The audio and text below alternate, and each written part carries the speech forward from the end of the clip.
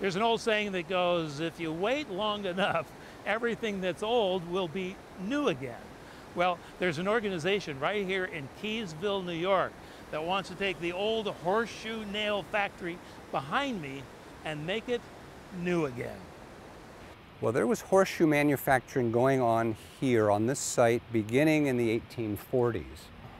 And in its heyday, this operation, called the Ausable Horse Nail Company, stretched all the way from here, from the Arch Bridge, all the way up about a quarter mile up the river to an 1878 iron bridge. And along this corridor, they had the whole nail-making operation. They had piles of charcoal. They had a place to make crates to ship the nails away in, and everything was taking place right here.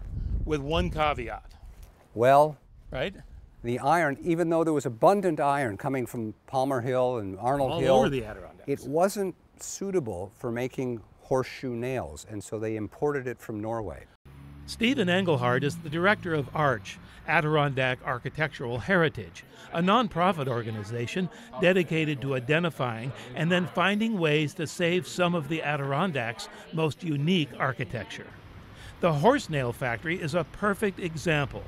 A few years ago, ARCH acquired the factory as well as the business offices for the factory, which they restored and then converted into their offices, meeting rooms, and a library/gallery. Now they have turned their attention to the old factory.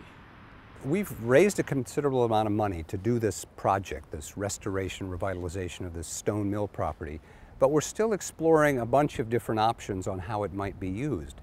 And the building really lends itself to all kinds of possibilities. Some are more exciting than others, but they include two-story studio residence spaces for artists. They include conventional condominiums. It includes a brewery and a pub and a restaurant. It includes a bakery, cup of coffee, office spaces. You know, any number of things would be really exciting here, and we're really trying to get an idea of what works best economically, what's best for the village as a whole, what would be the highest and best use for the village, and who's out there that's interested in being part of this. From a long, hard life producing the kind of nails which attach horseshoes to the horse, then as a furniture factory, followed by decades as a private storage facility, another reincarnation seems, at first glance anyway, hardly worth the effort. But on a tour of the place, Stephen had me look deeper, and not just into the history of the place, but into its structure as well. A real fixer-upper, to be sure, but a fixer-upper with very good bones. Okay, so we've come down these stairs, and we're in what level now, Stephen? Go ahead. We're in the lower level of the mill. Okay. Wow. Look at this. Amazing. This is ancient. Check out the beams that are supporting the floor upstairs. And you can still see the hand adze work in the beams. Yes, you can. These are hand hewn, right? Yes, they are. You know, one thing that, as I look out the window here, and boom, there's the river. Is it safe? Well, it's extremely safe. I got to remember that this building has been here for 160 years. It survived all the major floods that have rushed down the river. And according to our structural engineer, who's assessing all manner of things about the building, it's built extremely well and it's very solid. So it's rock on bedrock, just waiting for some magic touch to convert it into whatever you can imagine you want. That's right. Right? Maybe a new life for the old horse nail factory is just what Keysville needs to help kick into high gear what some are already calling a mini renaissance for the village.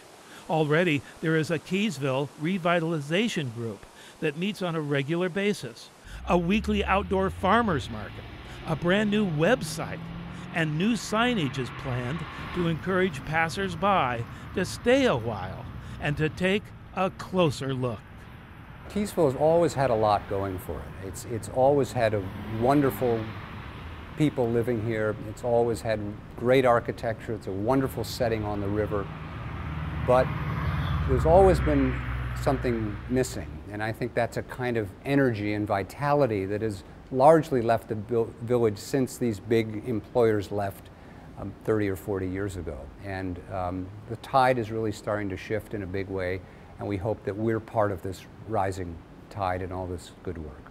Stephen Engelhardt and Arch certainly have an ambitious idea, but one thing's for certain: whatever the future of the old horseshoe nail factory is going to be, it's starting off on the right foot with some of the best riverfront property to be found anywhere in the Adirondacks. For Mountain Lake Journal Extra, I'm Derek Mearden in Keysville, New York.